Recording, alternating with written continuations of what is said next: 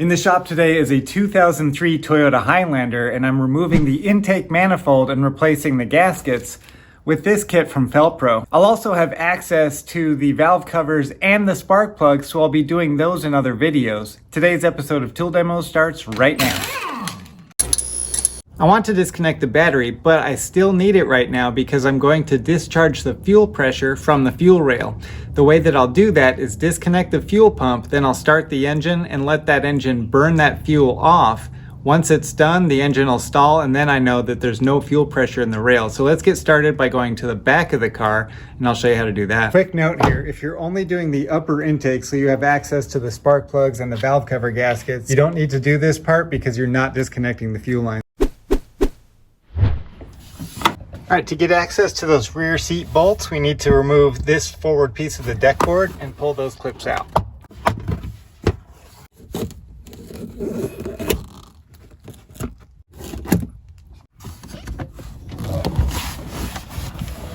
Now with that seat back carpet removed, we can see that these 14mm bolts on that frame are exposed. Let's go ahead and grab those. And we need to remove those plastic trim pieces. Let's get a screwdriver.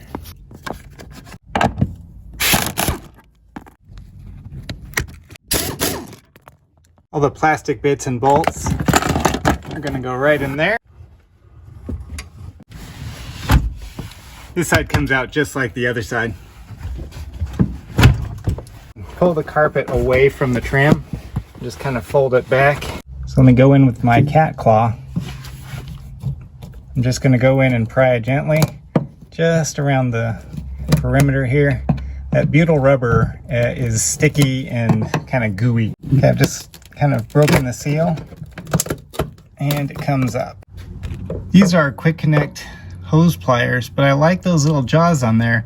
Makes it easier to go in here and grab just the connector and push down on that tab.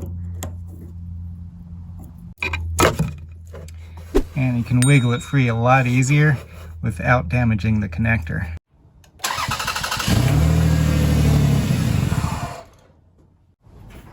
All right, now we can get started. I don't need the battery connected anymore, so I'm just going to remove the negative battery terminal, and we're safe to go here. All right, I've got this strut cross brace here.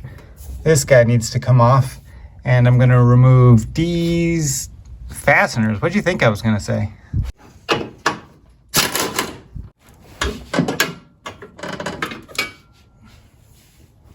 want to get this air box out of the way, so these vacuum lines that are connected to the vacuum reservoir and to the resonator, I want to keep track of those. I'm just going to use different colored paint markers here so that I don't get those vacuum lines mixed up. MAF sensor, I'm going to disconnect that. Put that connector just right there out of the way. Just enough to get it over that lip. There we go, we got it. Let me just kind of fish this PCV hose out from under these vacuum lines.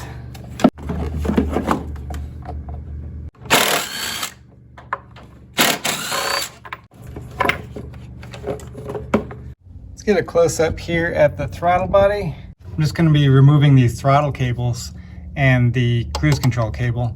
This is called a speed wrench. It is a one-way wrench. It slips in one direction and it grabs in the other. So this is the loosened direction. Let me hold this other nut here.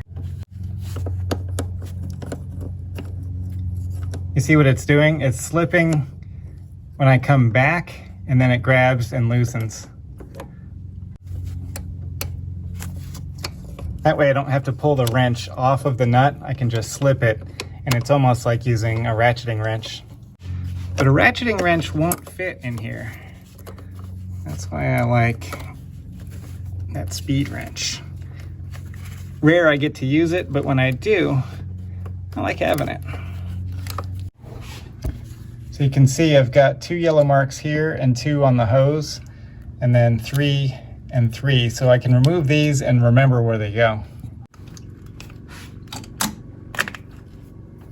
There's that one. Now I can kind of gently set this whole bracket to the side. When you pull this intake, you're going to want to loosen the fasteners from the outside in. Oh, that brought the whole stud out with it. All right, that nut came off. All right, we're gonna zoom in from the throttle body here. You can see this coolant hose goes around and over to way down there, that little connection there.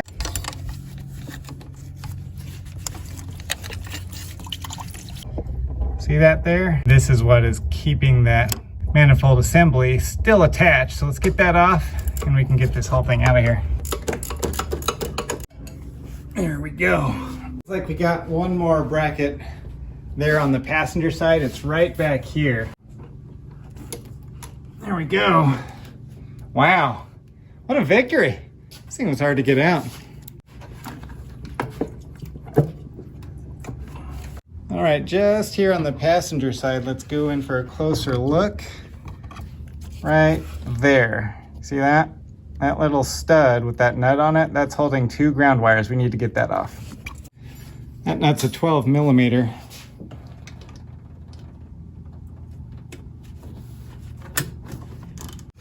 And while we're down here, we got to remove this hose here from the valve cover. That's attached here also. There's that one. I think we can just pull this straight up off of that stud and get this whole assembly out of here.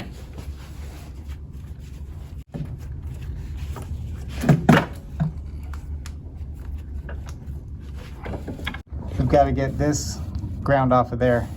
It's the last thing to come off. Bolt is a 10 millimeter. That ground cable is out. I'm just going to put the bolt back in the hole so I don't lose it.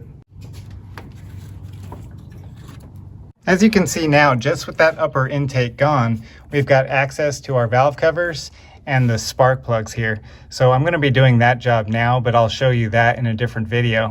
And as far as right now for you, this lower intake manifold is going to come off. It's not necessary for the other jobs, but we're going to do that just to get those gaskets down there. This is why we depressurize the fuel lines, because the fuel rails and the injectors are going to come off with this lower intake manifold, so it can all come off as one assembly. So let's get that done. Remember those hose disconnect pliers from before? These guys here? We're gonna stick that just under there, and underneath is a disconnect right there. See how that works? Let me show you that disconnect. Now you can see that there was a little bit of fuel in there, but it didn't spray out. We didn't get a gasoline facial, so that's good. We still have the mat here just in case, but we're good to go. Let's move on here. Let me just peel back some of this stuff here to get it out of the way for now. Just slide it down.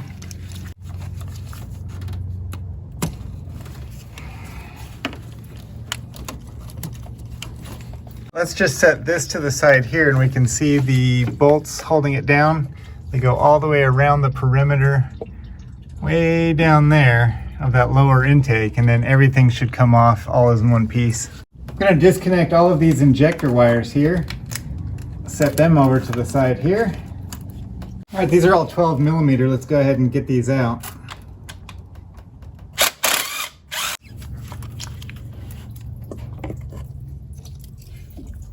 Let's go ahead and remove this water neck here, and I'm just gonna peel it back and leave the hoses attached just to get these gaskets off. Is 2 nuts, 2 bolts.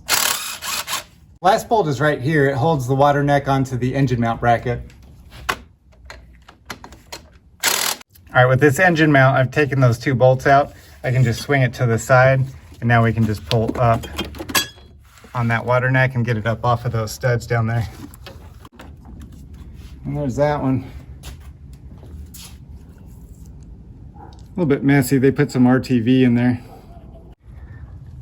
The surface of the head doesn't look too bad, but I'm going to use a Scotch-Brite pad and just kind of clean it off and shine it up. We'll put the new gasket on.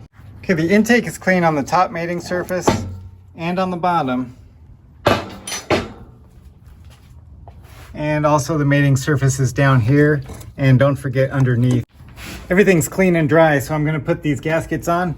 This one here with the odd-shaped gasket, this one goes in the back over here. Make sure you have the writing facing up.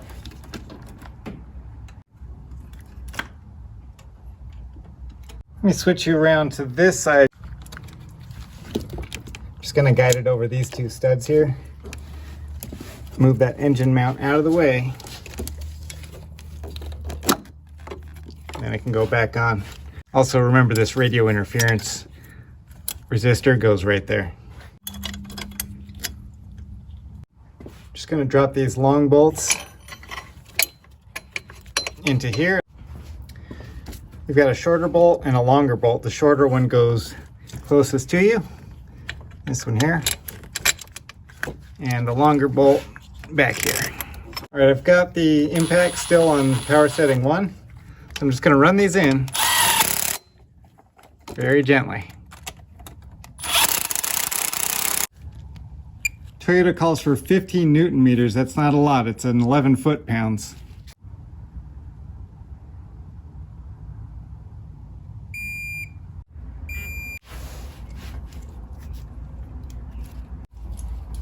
All right, same thing, I'm gonna use low power mode. Start with the inside first.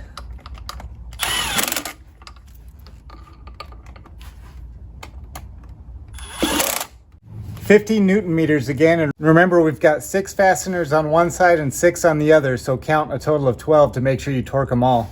And we'll start in the middle here. I'm going around and rechecking them. Sometimes when you tighten some of the bolts, the first bolts that you tighten kind of loosen up because the gasket's squishing. I'd get the fuel hose on there and just push it till it clicks.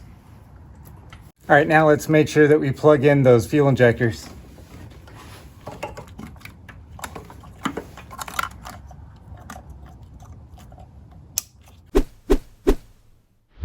Here's the upper intake. Toyota calls this the air surge box. This is the bottom of it. I've cleaned this off with the Scotch-Brite, and we're gonna hook up this PCV to the rear valve cover, a heater hose, and remember the 2 ground lugs. I'm gonna set this down carefully, and then I've gotta hook up that PCV back here. This one all the way in the back is a tough one to get to.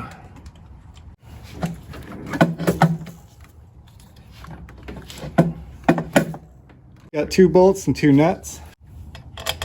All right, remember these 2 brackets back here? 43 Newton meters now. Let's start with the inside. This is a lot more torque than the lower intake.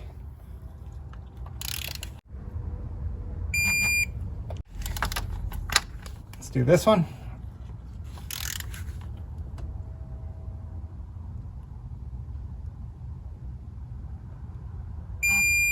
I just carefully lay that back on there. Let's move this heater hose down underneath where it goes. Plug that in down here. There we go. We've got these electrical connectors down here on the throttle body. There we go. Another heater hose down here. The airbox has to go in, obviously, and hook up to your throttle body. We've still got a throttle cable to install here, and also don't forget the cruise control cable coming over here. Fill and bleed your coolant and make sure all the rest of the vacuum lines are on. This engine and transmission are actually going to come out. The transmission is bad, so I'm going to do a video about that, but I'm not going to hook up the rest of the stuff because all of this has to come out. I know for a lot of you, this is going to be step 1 in replacing either the valve cover gaskets or the spark plugs. So what I'll do is put those videos into a Toyota Highlander playlist, and you can click that right over there.